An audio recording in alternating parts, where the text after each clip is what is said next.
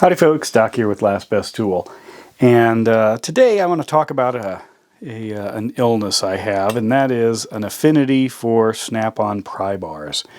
I know it's treatable, but so far I haven't sought any help, and what I mean by that is I have a full set of greens, a full set of these yellow, safety yellow ones, a full set of these red with striking caps, a full set of these old school orange handles, a handful of others, and a couple of one-offs. I've got old school here. I've got like pairs of, one of my most used ones is this 12-inch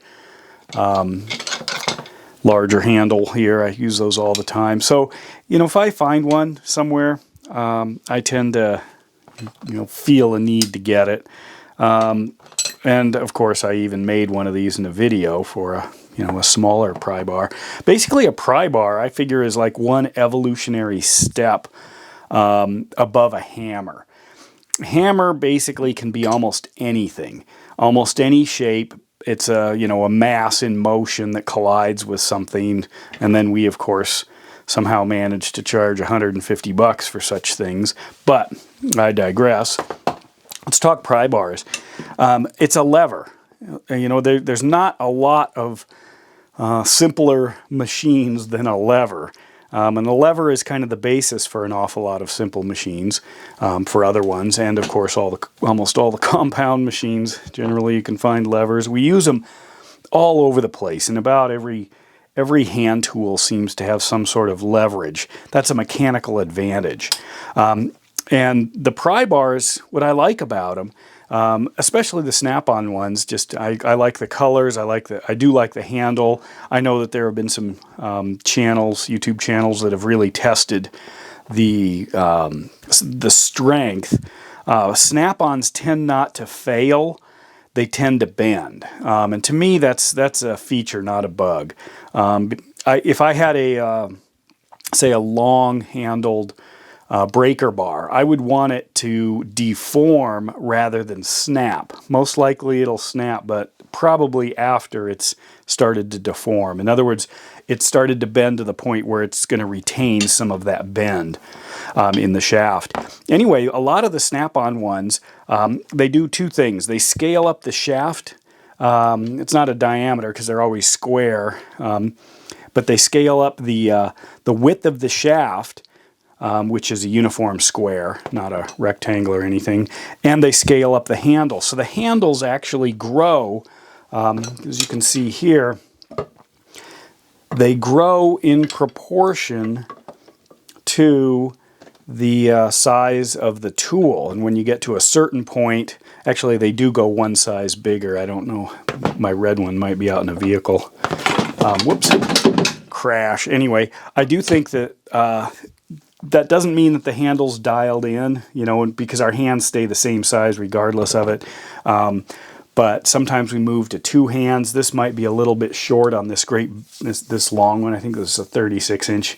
It's a little bit long for one hand and for a lot of uses. Sometimes you'd want two, so this could be a little bit longer. They realize that with their demolition chisel, and I bet this one will come with a longer handle. Striking, we tend to pound on things. We've evolved, so we use, hammers and levers at the same time. So you may pound into this end to, drive this end in further. And then one of the things that, people also try to do is put something other than a hand on here. It can be a foot, it can be your butt, it can be, a leg, whatever, to increase the strength of it. Most of the time, this is an 18-inch here.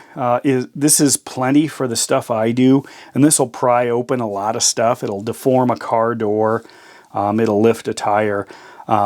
You're dealing with hundreds of pounds of force here, which is generally plenty. I don't need to go up to many hundreds of pounds of force with a very long one. Although I did grow up using spud bars, or that's what we called them. They were giant pry bars. We used them for everything. Leveling stuff, lifting cars, a lot of fence work, which was basically just a giant iron bar. And I still have several of them of various flavors. So I grew up with a giant lever. That was just a traditional tool.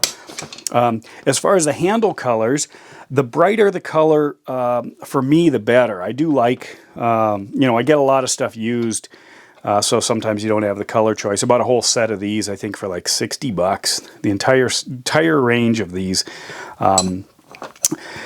Same with, I bought a set of these for, I think I paid a little bit more. I wanted the newer handles to try them out.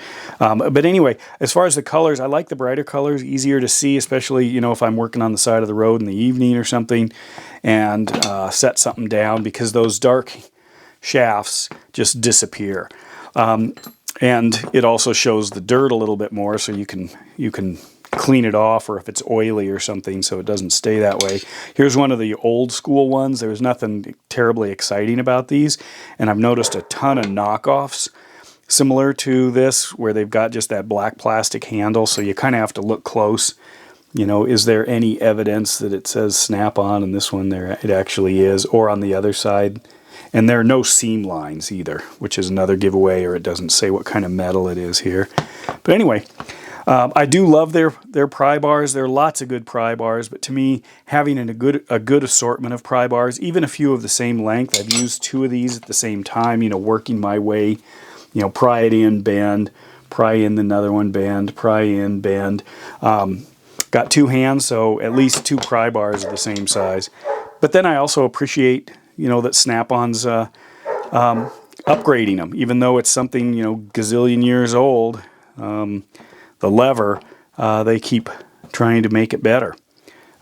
So I'll probably keep acquiring them.